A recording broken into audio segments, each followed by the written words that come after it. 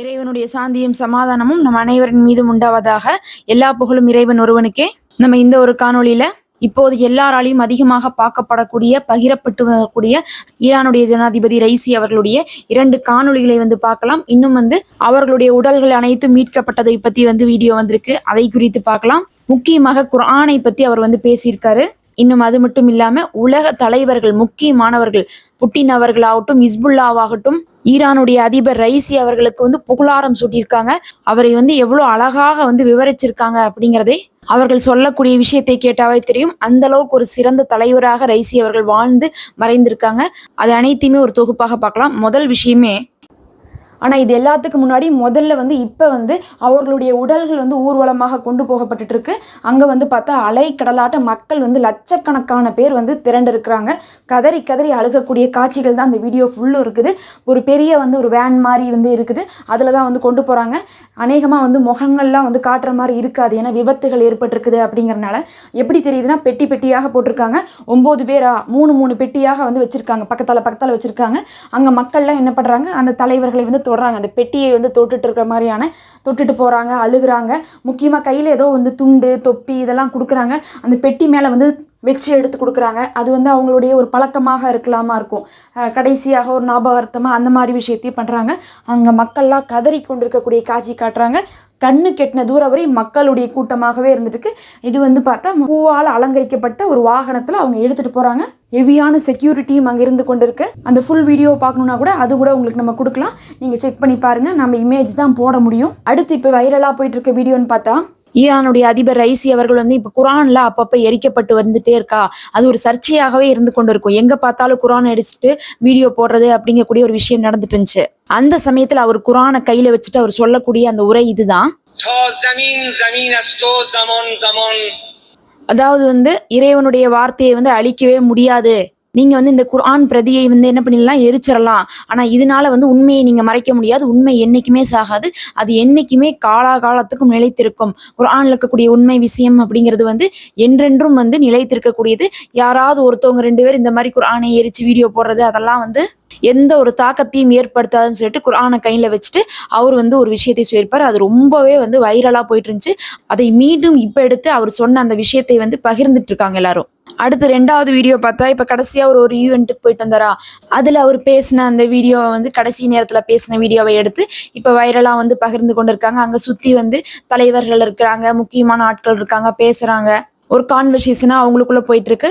அதையும் எடுத்து பகிர்ந்து கொண்டு வராங்க. அடுத்து ஒரு முக்கியமான விஷயம்னா, ரைசி அவர்களுடைய உடம்பை சம்பவ இடத்துல இருந்து எடுத்திருந்தாங்கல்ல, அதை பத்தி சொல்றாங்க. அதற்கு அங்க களத்துல இருந்தவங்க IRCS அப்படின்னு சொல்லக்கூடிய Islamic republic red crescent society தான் இருந்தாங்க. அதனுடைய சீஃபாக இருந்த பிர் உசைன் கொலிவெண்ட் அவர்கள் என்ன சொல்றாங்கன்னா, ரைசி உட்பட அனைத்து பிரேதங்களையும் நாங்க மீட்டுட்டோம். அதாவது ரைசி அவர்கள் அவங்க கூட போனவங்கன்னு சொல்லிட்டு 9 பேர்த்தையும் என்ன பண்ணிட்டோம், மீட்டுட்டோம். யாருமே கிடைக்கலன்னுலாம் சொல்ல முடியாது. எல்லாருடைய உடலுமே இறந்த நிலையில எங்களுக்கு கிடைச்சிருச்சு அப்படிங்கிறதை சொல்லிட்டு, இதோட எங்க தேடுதல் பணியானது முடிவு பெறுகிறது. இப்ப நாங்க இதை எடுத்துட்டு போய் அடுத்த கட்ட சடங்குகளை நாங்க தயார் செய்ய போறோம் அப்படின்னு சொல்லியிருக்காங்க. இப்ப அவர்களுடைய உடல்லாம் ஈரான்ல இருந்துட்டு இருக்குது. இந்த நிலையில ஆயத்துல்லா கொமேனி அவர்கள் தான் சுப்ரீம் லீடரா இருக்காங்க. நமக்கு தெரியும்.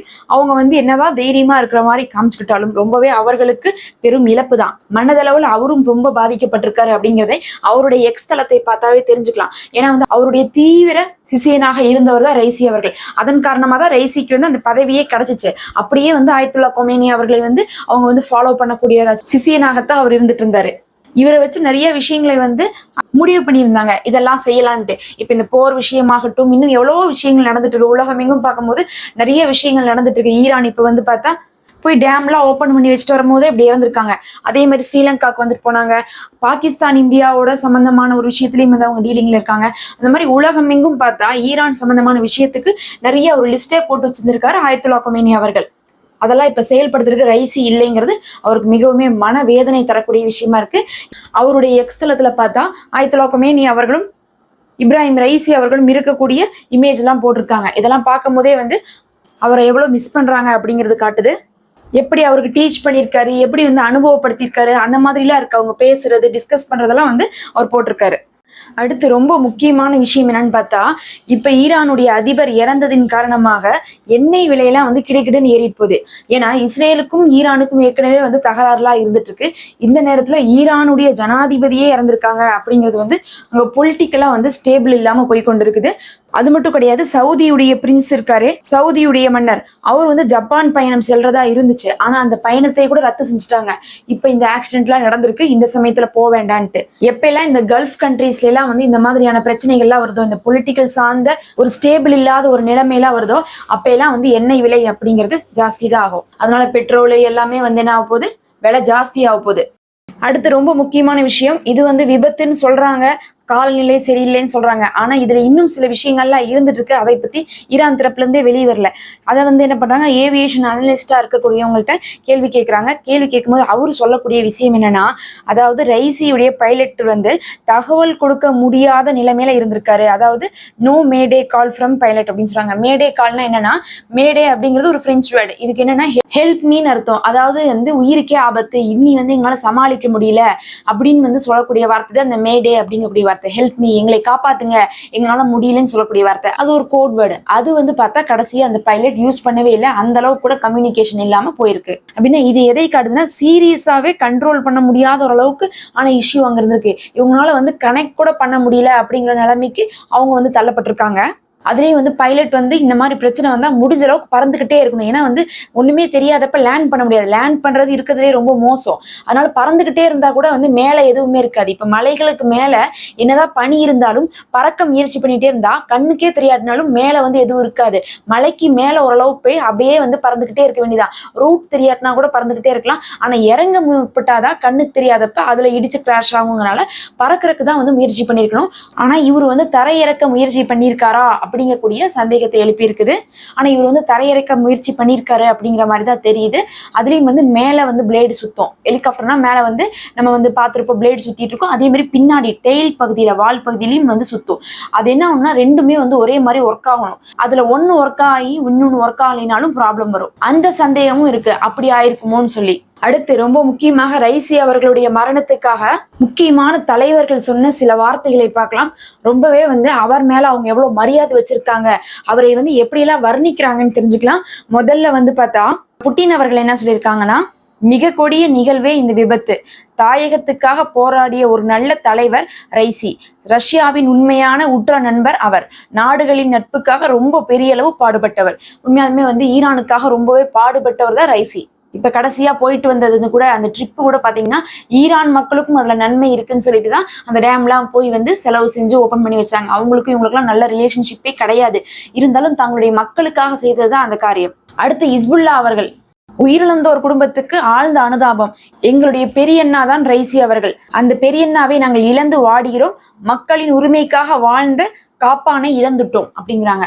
இவர்களும் வந்து எப்படி புகழாரம் சூட்டியிருக்காங்கன்னா, அவங்க எங்களுக்கு பெரியண்ணா மாதிரி, அவங்கள வந்து நாங்க இழந்து வாடுறோம், மக்களுக்காக வாழ்ந்தவங்கன்னு சொல்லிட்டு இஸ்புல்லா சொல்லியிருக்காங்க. நல்லாவே வந்து முடிவுக்கு வரும்போது இவர் ஒரு நல்ல தலைவராக வாழ்ந்திருக்காரு.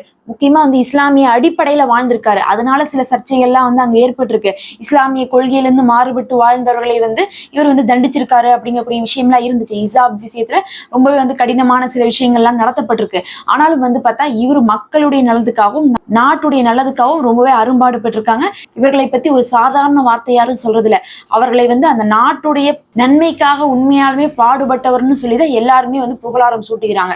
இது வந்து அந்த மக்களுக்கு பெரும் இழப்பாக இருக்கு. நிறைய பேரால தாங்கி கொள்ள முடியாத வழியாகவும் இருந்துகிட்டு இருக்கு. அடுத்து இந்தியாவுடைய வெளியுறவுத்துறை அமைச்சர் ஜெய்சங்கர் அவர்கள் அவங்க என்ன சொல்லியிருக்காங்கன்னா, ஈரானுடைய ஜனாதிபதி ரைசி அவர்களும் அதே மாதிரி வெளியுறவுத்துறை அமைச்சராக இருந்த அப்துல்லா அவர்களும் மறைவுங்கிறது எங்களுக்கு உச்சக்கட்ட சாக்க வந்து கொடுத்துருக்கு. ஏன்னா இருவரையும் வந்து நான் பல முறை சந்திச்சிருக்கேன். கடந்த ஜனவரியில கூட நான் சந்திச்சு பேசினேன். நாங்க இதை எதிர்பார்க்கவே இல்லை. அதனாலதான் எங்களுக்கு ரொம்ப ஷாக்கா இருக்கு. இந்த கஷ்ட காலத்துல இந்தியா ஈரானோடு துணை நிக்குது, ஈரான் மக்களுக்கு ஆதரவாக வந்து நாங்க இருக்கிறோம், இந்தியா இருக்குதுன்னு சொல்லியிருக்காங்க. மனிதநேய ஜனநாயக கட்சியுடைய தலைவராக இருக்கிற தமீமுன் அன்சாரி அவர்கள் சொல்றாங்க, முட்டையிடும் கோழிகளுக்கு மத்தியில் கீரிகளுக்கு எதிராக சண்டையிடும் சேவலாக இருந்தவர் தான் ரைசின்னு சொல்லியிருக்காங்க. இதுலயே நமக்கு தெரியும், இதுல யார் முட்டையிடும் கோழி, கீரி எல்லாமே நமக்கு தெரியும். அமெரிக்காவை, இஸ்ரேலை இவங்களெல்லாம் தான் சொல்றாரு அவரு. அப்படி ஒரு சேவலாக அவங்களெல்லாம் அடக்கி கொண்டிருந்தாங்கன்னு சொல்லிட்டு அவரை வந்து புகழாரம் சூட்டியிருக்காங்க. இதெல்லாம் இப்போது வந்து தலைவர்கள் வந்து ஈரானுடைய அதிபரை பத்தி பேசியிருக்காங்க. இறுதியாக நம்ம காசாவை பற்றி ஒரு சில விஷயத்தை பார்த்து இந்த வீடியோவை முடிச்சுக்கலாம். ஏன்னா காசாவை பற்றியே பார்க்க முடியல. நேற்றுலேருந்தே வந்து ஈரானுடைய தகவலை வந்துட்டுருக்கு. அங்கே இப்போவுமே போர் வந்து உக்கிரமடைந்து தாக்குதல் நடந்து கொண்டு தான் இருக்குது. எந்த ஒரு மாற்றமும் இல்லாமல் தாக்குதல் ஆனது போயிட்டுருக்கு. அதே நேரத்தில் முக்கியமான செய்தின்னு பார்த்தா ஐசிசியிலிருந்து பிடிவாரண்ட் கொடுத்துருக்காங்க நெத்தனியாவுக்கு கைது செய்ய சொல்லி. இதை பற்றி நம்ம கொஞ்ச நாளாகவே பார்த்தாவே ஐசிசியில் இப்போ வந்து வழக்கு போட்டிருக்காங்க. அங்கே வந்து விசாரணை பண்ணிட்டு இருக்காங்க. அவங்க பிடிவாரண்ட் கொடுத்துருவாங்கன்னு பயந்துட்டு என்ன பண்ணாருன்னா நெத்தனியாகு பல நாடுகள்கிட்ட போய் வந்து எங்கள் மேலே தப்பு இல்லை, எங்களுக்கு நீங்கள் சப்போர்ட் பண்ணுங்க அப்படின்லாம் சொல்லி என்னென்னமோ பண்ணிட்டு இருந்தாங்க. அதுக்கப்புறம் ஐசிசிக்கே என்ன சொன்னாங்கன்னா, நீங்கள் எங்கள் மேலே பிடிவாரண்ட் கொடுக்கறது அப்படிங்கிறது யூதர்களுக்கு எதிராக நீங்கள் செயல்படுவதற்கு சமம்லாம் சொல்லி என்னென்னமோ மிரட்டினாங்க. அதுக்கப்புறம் வந்து என்ன சொன்னாங்கன்னா பிளாக்மெயில் பண்ணாங்க. அதோட சேர்ந்து என்ன சொன்னாங்கன்னா, நீங்கள் கொடுத்தாலும் நாங்கள் ஃபாலோ பண்ண மாட்டோம், உங்களெல்லாம் நாங்கள் மதிக்க மாட்டோம், உங்களதெல்லாம் எங்களை ஒன்றும் பண்ணாது, நீங்கள் என்னமோ பண்ணிக்கோங்கலாம் சொன்னாங்க. இப்படி தான் இவங்க ஐசிஜேவையுமே வந்து ட்ரீட் பண்ணாங்க. ஐநாவிலையும் வந்து அப்படி தான் நடந்துப்பாங்க. எதை கொண்டு வந்தாலும் இவங்க கேட்க போகிறதில்ல. இருந்தாலும் ஐசிசியில் பிடி வாரண்ட் வந்துட்டா என்ன ஆகுனா அரெஸ்ட் பண்ணுறதுக்கான வாய்ப்புகள் இருக்கும். அதாவது உடனே பண்ண மாட்டாங்க, ஆனால் வந்து சில கட்டுப்பாடுகள் சில விஷயங்கள்லாம் அதுலேயும் இருக்குது. அதன்படி வந்து அரெஸ்ட் பண்ணுறதுக்கான வாய்ப்புகள் இருக்குங்கிறக்காக தான் நெத்தனியா வந்து அங்கிட்டு இங்கிட்டு ஓடிட்டு நிறைய வேலையை பண்ணிட்டு இருந்தார். ஒரு 10-15 நாளாகவே இந்த பேச்சுக்கள்லாம் வந்துச்சு. இறுதியாக பார்த்தா ஐசிசி வந்து பிடி வாரண்ட்டும் வந்து பிறப்பிச்சிருக்காங்க.